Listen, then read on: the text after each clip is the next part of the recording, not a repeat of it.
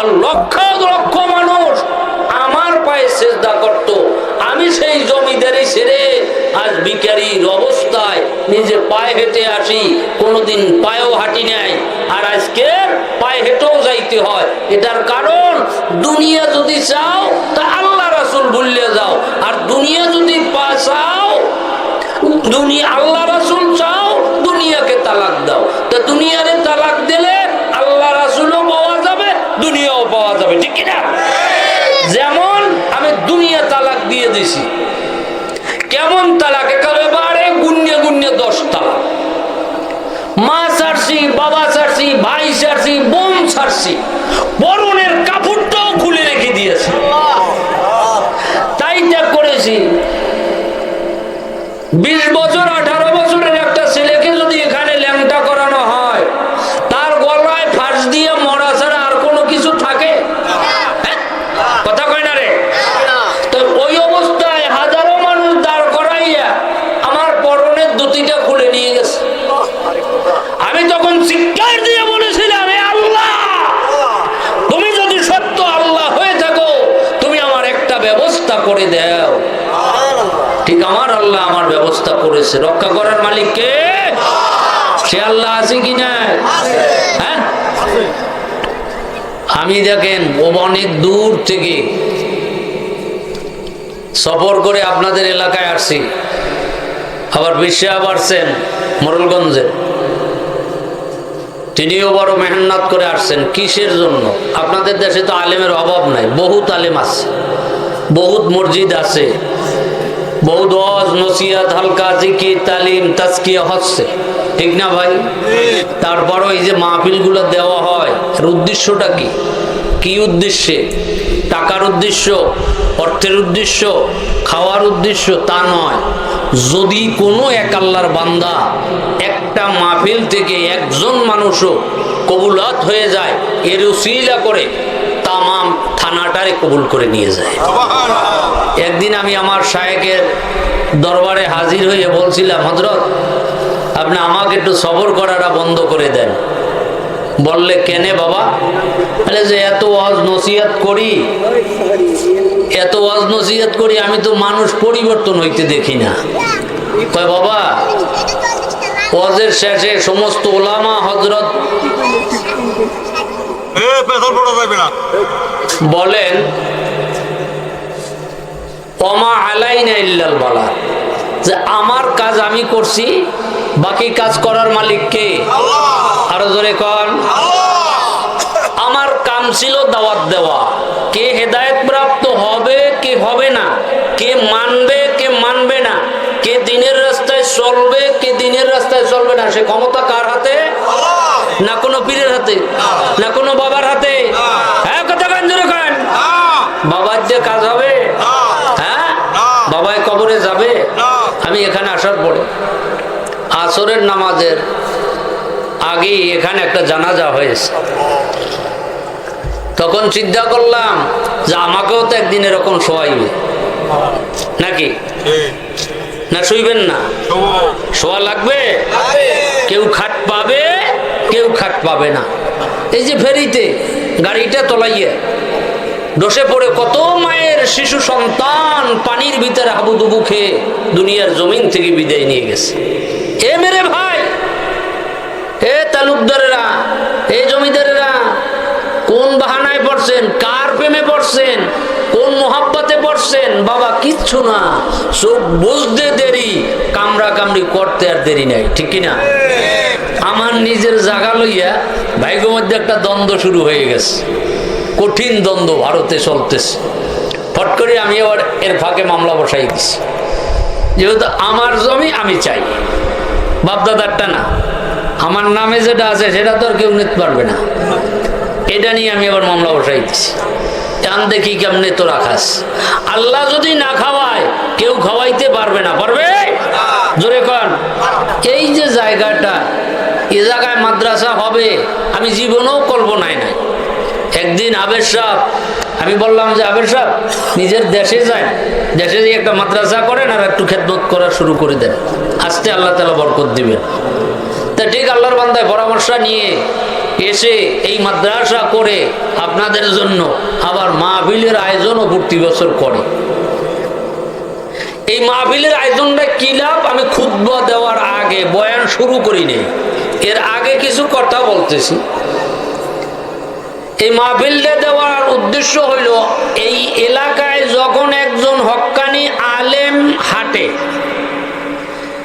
ঢুকছে, ঢোকার সঙ্গে সঙ্গে ওই গ্রামের যত জাহান্নামী, একেবারে কাট্টা জাহান্নামী, যার জন্য জাহান্নাম অজেব হয়ে গেছে, তারও কবরের আযাব 40 দিন আল্লাহ মাফ করে।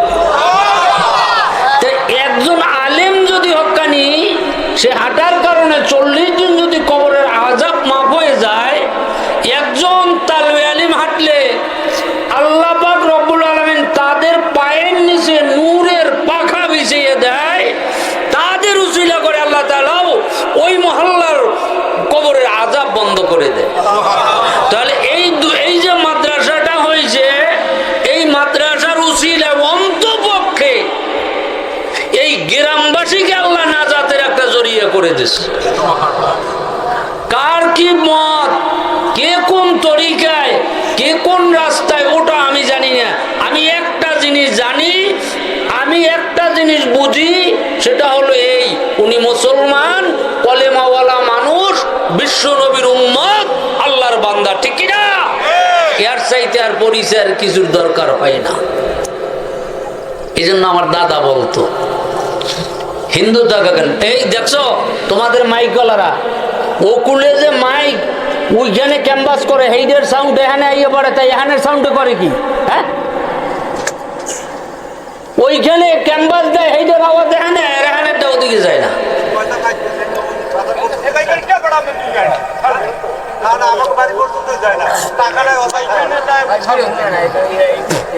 কথা না বলি, চাতক পাখির মতন, ফুটন্ত গোলাপের মতন, সূর্যমুখী ফুলের মতন, আকাশের তারকার ন্যায়, চাঁদের আলোর মতন, ঘর ছেড়ে, বাড়ি ছেড়ে, দরজা ছেড়ে, ভালো খাট ছেড়ে, বিছানা ছেড়ে, এই নিদ্রান জায়গায় উঁচা ঠালার মধ্যে আল্লাহ তাআলা আপনাকে আমাকে বসাচ্ছেন, এটা একটা নেয়ামত না? একটু একরাম করা যাবে? এই দুনিয়ায় যদি কোনো মাহফিলে বসে এক ভাই যদি অপর ভাইকে বসার একটা জায়গা করে দেন, তাহলে আল্লাহ তাআলা আপনারে জান্নাতের মধ্যে বসার জায়গা করে দিবে। কি আপনারা একটু সামনে আগাইতে দেন না? তাহলে সামনে আগাই যান। ডান দিক দিয়ে সাবধান, দেখতে ভালো লাগবে, শুনতে ভালো লাগবে, কইতে ভালো লাগবে। আগে বেশি মানুষ দেখানোর দরকার নেই, পিছের ভাইরা আসেন। হুজুর তো লারা দিতে হয়ে যান, শরীর লড়াই, কিন্তু জায়গা লড়াই না। এখন চিন্তা করতে পারেন, এতটুক সময় বসছেন আপনার, এই জন্য ওই জায়গাটার জন্য মায়া হয়ে গেছে। তাহলে আপনি একজন আর এক আধ জমিন বেশি খান, ওই জমিনটা আপনি ছাড়তে পারবেন না। এক আধ জমিন যে বেশি খান, এইটা ছাড়তে পারবেন না। বইনের আমানতটা ঠিকভাবে বুঝাইয়ে দেন না, ভাইরা আমানতটা ঠিকভাবে বুঝাই দেন না, এটাই মাহফিলে আইলি আমি ধরতে পারি। যখন জায়গা ছাড়তে কই, জায়গাটা বসে একটু আরাম পেয়ে গেছে, জায়গা ছাড়তে চায় না। যখন এইখানে বইয়ে ওই জায়গাটুক ছাড়তে পারে না, আর ভাইয়ের জন্য ত্যাগ করতে পারে না, উনি ওনার ভাইয়ের জায়গাও ঠিকভাবে বুঝ দেয় না, উনি ওনার বইনের জায়গাও ঠিকভাবে বুঝ দেয় না, উনি ওনার পাশের জমিনের মনে হয় ধান এক গোছা বেশি কেটে আনে। এটা মুমিন দেখলে সে না যায়, মুমিন দেখলে সে না যায়। আল্লাহ আপনি আমাকে হেদায়েত দান করেন। আলহামদুলিল্লাহ, আলহামদুলিল্লাহ নাহমাদুহু ওয়া নাস্তাঈনুহু ওয়া নাস্তাগফিরুহু ওয়া নু'মিনু বিহি ওয়া নাতাওয়াক্কালু আলাইহি ওয়া নাউযু বিল্লাহি মিন শুরুরি আনফুসিনা ওয়া মিন সাইয়্যাতি আ'মালিনা। ومن يهدي الله فلا مضل له ومن يضلل فلا هادي له ونشهد أن لا إله إلا الله وحده لا شريك له وأشهد أن محمدا عبده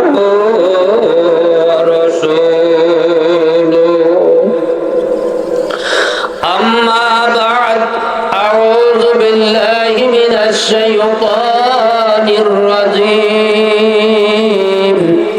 بسم الله الرحمن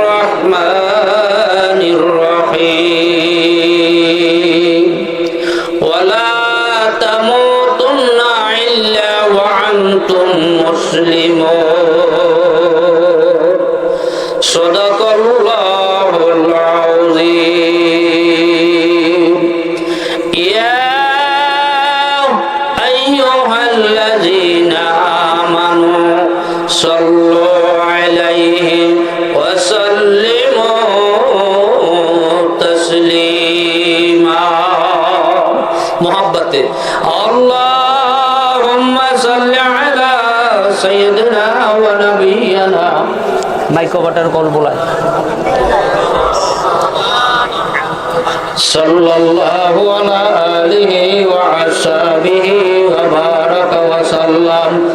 আল্লাহুম্মা সাল্লি আলা সাইয়্যিদিনা ওয়া নাবিয়িনা ওয়া শাফি'িনা ওয়া হাবিবানা ওয়া মাওলানা মুহাম্মদ সাল্লাল্লাহু আলা আলিহি ওয়া আসহাবিহি ওয়া বারাকা ওয়া সাল্লাম।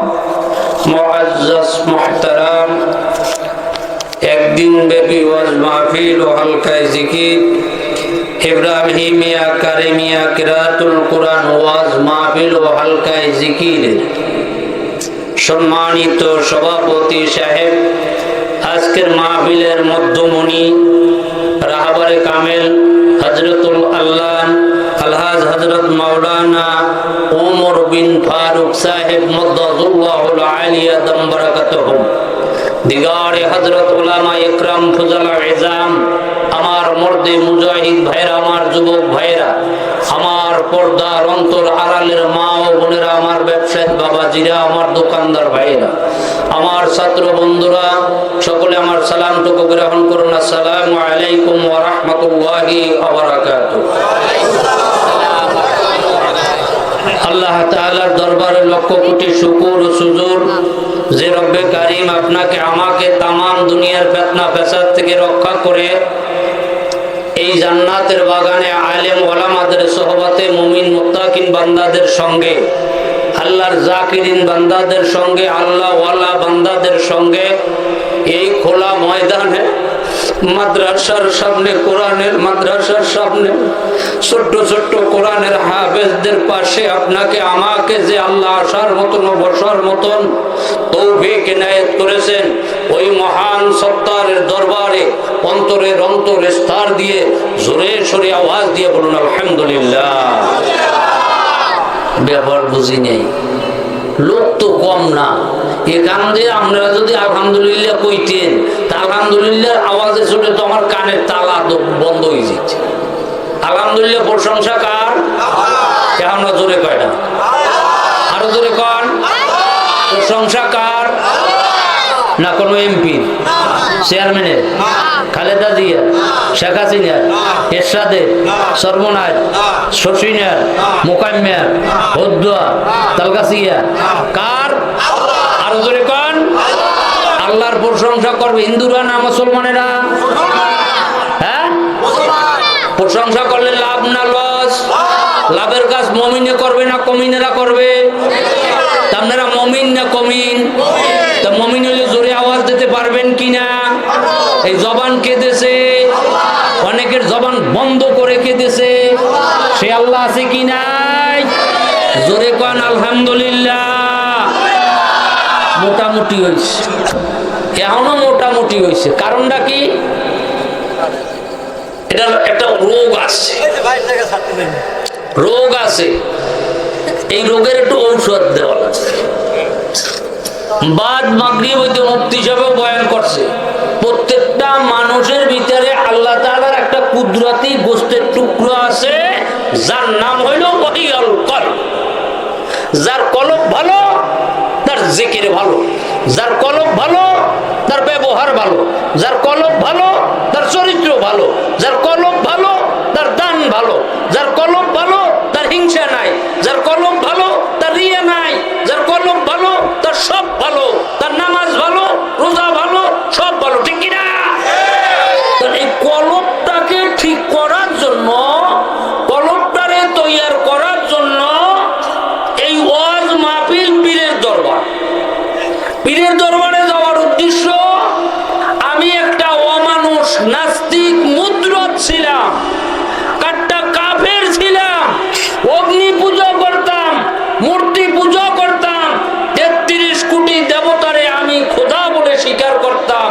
আর লক্ষ লক্ষ মানুষ আমার পায়ে সেজদা করত।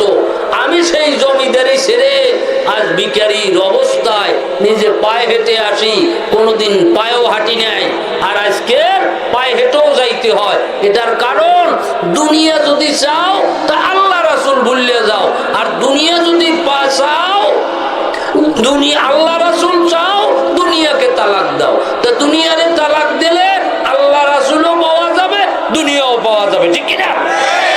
যেমন আমি দুনিয়া তালাক দিয়ে দিছি, কেমন তালাক? একেবারে গুণ্যে গুণ্যে 10 তালাক। মা ছাড়ছি, বাবা ছাড়ছি, ভাই ছাড়ছি, বোন ছাড়ছি, পরনের কাপড়টাও খুলে রেখে দিয়েছি, তাই ত্যাগ করেছি। 20 বছর 18 বছরের একটা ছেলেকে যদি এখানে ল্যাংটা করানো হয়, তার গলায় ফাঁস দিয়ে মরা ছাড়া আর কোনো কিছু থাকে? কথা কয় না রে? তো ওই অবস্থায় হাজারো মানুষ দাঁড় করাইয়া আমার পরনের ধুতিটা খুলে নিয়ে গেছে। আমি তখন চিৎকার দিয়ে বলেছিলাম, হে আল্লাহ, তুমি যদি সত্য আল্লাহ হয়ে থাকো, তুমি আমার একটা ব্যবস্থা করে দাও। ঠিক আমার আল্লাহ আমার ব্যবস্থা করেছে। রক্ষা করার মালিক কে? সে আল্লাহ আছে কি না?